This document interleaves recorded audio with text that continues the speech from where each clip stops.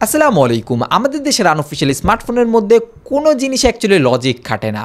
কোনো একটা সিরিজের ফোন যদি খুব বেশি একটা জনপ্রিয় হয়, ওটার স্টক ঠিকঠাকভাবে থাকলে, ডিমান্ড অ্যান্ড সাপ্লাই ঠিকঠাকভাবে থাকলেও ওই ফোনের দামও 6 মাসের মধ্যে কমতে আমরা দেখি না, জাস্ট বিকজ অফ ওইটা জাতীয় ফোনের সিরিজ, ওইটা এর আগে জনপ্রিয় সিরিজ ছিল। কিংবা আনঅফিশিয়াল ফোনের মার্কেটের যে সেলার, তার যেহেতু কনফিডেন্স থাকে 6 মাস 7 মাস পরেও এই নামের জন্য অ্যাকচুয়ালি বিক্রি করে দিতে পারবো, সেজন্য গিয়ে তারা ওই ফোনের দামই কখনো কমায় না। অ্যান্ড কয়েক মাস যাওয়ার পরও ফোন আমাদের দেশের মধ্যে অ্যাভেলেবেল আছে, অনেক মাস হয়েছে, তারপরেও একটা রেলেভেন্ট কিংবা যুক্তিসই দামের মধ্যে আমরা পাই না, যেই দামে আমাদের পাওয়ার কথা ছিল। কিন্তু এই জিনিসটার এক্সাক্ট উল্টাটা ঘটে যখন কিনা কম জনপ্রিয় একটা ফোন কিংবা ওই ফোনটা নিয়ে সন্দেহ আছে কিংবা মানুষজনের খুব বেশি একটা মাতামাতি নাই ওই স্পেসিফিক নামের মডেলের জন্য, সেই ফোনগুলো কিন্তু কয়েক সপ্তাহের মধ্যে দেখা যায় যে অ্যাকচুয়ালি একটা ভ্যালু ফর মানি প্রাইস রেঞ্জের মধ্যে পাওয়া যায়। আর এরকম হাস্যকর জিনিস হইতেছে দুইটা ফোনের ক্ষেত্রে।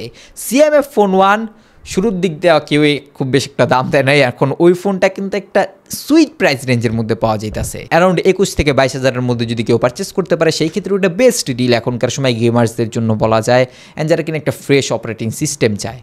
অ্যান্ড এছাড়াও আইকু Z9 ওটার একটা গ্রেট কম্পিটিটর, কয়েক মাস যাওয়ার কারণে একটা সুইটেবল প্রাইস রেঞ্জের মধ্যে পাওয়া যায়। বাট এর থেকেও বড় জিনিস 30K বাজেটের মধ্যে, যেখানে স্যামসাংয়ের ফোন এখনকার সময় অ্যাভেলেবেল নাই, অ্যাভেলেবেল থাকলেও ওইটা রেকমেন্ডেবল না জাস্ট বিকজ অফ এক্সিনোসের প্রসেসরের জন্য, সেখানে এই ফাঁকা মার্কেটে গোল দিতেছে এখনকার সময় মোটোরোলা মোটো H50 নিও। ফোনটা এখনকার সময় কম্প্যাক্ট হওয়ার কারণে এমনিতে অলমোস্ট প্রায় 80% মানুষদেরকে টার্গেট করে, যারা কিনা এখনকার সময় এই ধরনের কিউট শক্তপোক্ত গোলগাল ফোন চায়। অ্যাকচুয়ালি এটা ডিজাইন অ্যান্ড কম্প্যাক্টনেস আপনাকে এরকম কমফোর্টেবল করবো, যেটা কিনা আমাদের ম্যাক্সিমাম অডিয়েন্সের সাথেই যায়। অ্যান্ড এর থেকেও বড় বিষয়, এখানে কোনো গিমিকি ফিচার ব্যবহার করা হয়নি যেটা পারফরমেন্স দেখে ফোন বিক্রি করবে। অ্যান্ড জাস্ট অডিয়েন্সকে একটা কনফিডেন্স দেওয়ার জন্য মোটোরোলা এখনকার সময় এই ফোনের ক্ষেত্রে 6 বছরের সফটওয়্যার আপডেট প্রমিসেস করতেছে, নয়তোবা এইচড সিরিজের ফোন নিয়ে মোটোরোলা এত বেশি কনফিডেন্ট কখনোই থাকে না, কিংবা সফটওয়্যার সাপোর্ট নিয়ে খুব বেশি একটা কথাই বলে না। অ্যান্ড এখনকার সময় দাঁড়িয়ে অ্যারাউন্ড 30 থেকে 32,000 টাকা প্রাইস রেঞ্জের মধ্যে এই ফোনটা আপনাকে কি কি অফার করতেছে।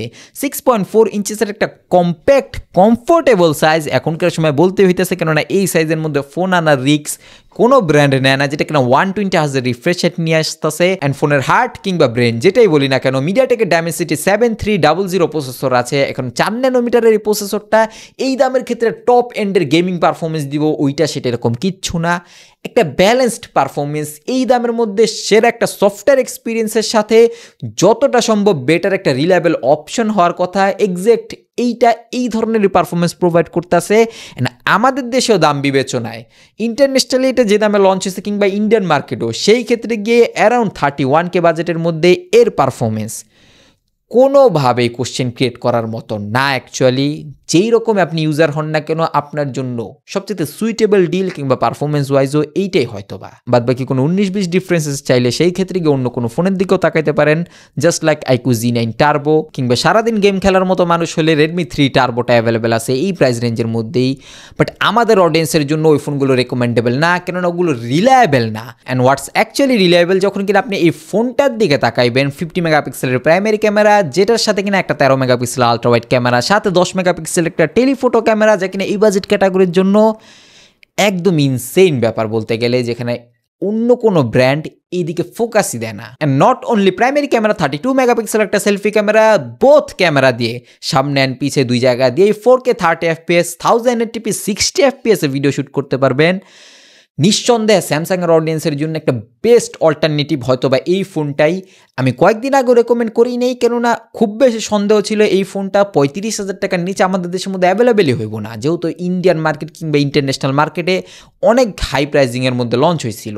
বাট আমাদের দেশের মধ্যে খুব বেশি একটা মাতামাতি নাই বললা এই ধরনের ক্যামেরা সাপোর্ট কিংবা পারফরমেন্স ওভারঅল একটা প্যাকেজের দিকে তাকান। 4310 মিলিঅ্যাম্পিয়ারের একটা ব্যাটারিকে ফুল চার্জ করার জন্য 68 ওয়াটের fast charging support out of the box পাওয়া যেতেছে, যেটা এই বাজেট ক্যাটাগরির মধ্যে বহু ব্র্যান্ড বক্সের মধ্যেই প্রোভাইড করতেছে না। ওভারঅল প্যাকেজ ওয়াইজ কিংবা ডিজাইন ওয়াইজ অ্যান্ড সফটওয়্যার সাপোর্টের দিক দিয়েও মোটোরোলা যে ধরনের কনফিডেন্স শো করতেছে অ্যান্ড যে প্রাইস পয়েন্টের মধ্যে যে অডিয়েন্সকে টার্গেট করতেছে, মোস্ট অফ এই বাজেট ক্যাটাগরির মধ্যে অডিয়েন্স যারা কিনা আছে তারা চাকরিজীবী থাকে কিংবা ফোনের ওপর বেশি ডিপেন্ডেন্ট, অ্যান্ড তারা গেম খেলবো যে এই ধান্দা নিয়ে ফোন কিনবো না। মেন তাদের প্রাইমারি কাজ ওই গেমিং না, কিংবা পারফরমেন্স নিয়ে খুব বেশি একটা ফ্রিক না। অ্যাকচুয়ালি এটার মধ্যে খারাপ পারফরমেন্স আছে ব্যাপারটা এরকম না, কিন্তু পারফরমেন্স ওয়াইজ বলতেছি যে আমি এই দামের মধ্যে আরও অপশন অ্যাভেলেবেল আছে।